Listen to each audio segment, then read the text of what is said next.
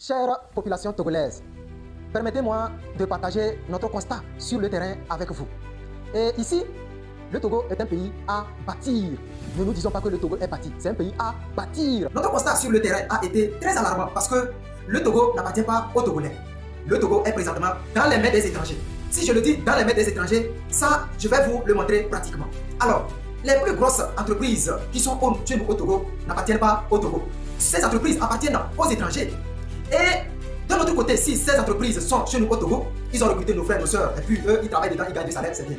Mais l'autre côté que nous n'avons pas vu ou nous n'arrivons pas à voir, c'est que le chiffre d'affaires des millions et des milliards que ces entreprises gagnent ne dépensent pas leur argent là chez nous au Togo. L'argent là va chez eux pour bâtir leur pays.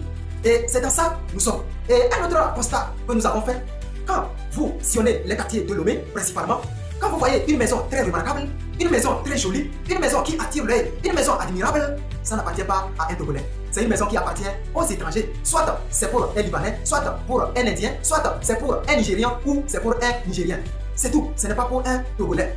Et un autre constat que nous avons fait en circulation, quand vous voyez une voiture remarquable, une belle voiture, vous vous rendez compte que c'est une voiture qui appartient à un étranger. Soit c'est l'étranger en question qui est au volant, soit c'est un Togolais qui est le chauffeur de l'étranger.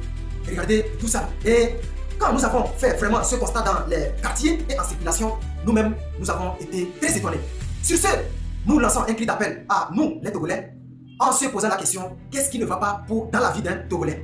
Et ces remarques nous ont soulevés en voyant que les étrangers qui ont des belles maisons partout dans nos quartiers, ces étrangers qui payent nos terrains pour s'accaparer de ces biens, ces étrangers qui roulent les belles voitures chez nous au Togo, nous avons poussé les enquêtes pour voir qu'est-ce qu'ils font dans leur vie. Et tenez-vous bien, ces étrangers ne sont pas des employés, ne sont pas dans nos fonctions publiques. Ce sont des entrepreneurs. Ils ont créé des entreprises chez nous ici pour devenir milliardaires, pour vraiment vivre une belle vie chez nous au Togo, tandis que les Togolais natifs du pays sont en train de se plaindre. Le Togolais se plaint parce qu'il ne sait pas faire des affaires. Le Togolais se plaint parce qu'il ne sait pas créer une entreprise. Le Togolais se plaint parce qu'il ne sait pas créer une marque. Le Togolais se plaint parce qu'il ne sait pas inventer une machine.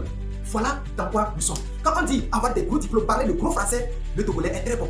Quand on dit vendre un produit, créer une entreprise, nous les jeunes ou nous les Togolais, nous ne sommes pas forts dedans. Parce qu'on reconnaît même sur le plan international les Togolais sur le plan intellectuel. C'est fini. Mais business, nous ne sommes pas dans ça. Et comment nous pouvons bâtir notre pays? C'est comme ça que nous allons vivre. Ici au Togo, les gens viennent être des millionnaires, des milliardaires.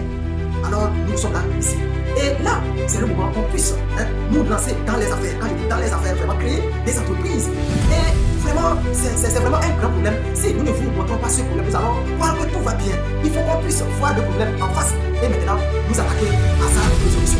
Voilà un peu notre constat que nous avons voulu partager avec vous. Et là, ceux qui vont s'adjoindre à nous, nous sommes là pour vraiment partir de Togo.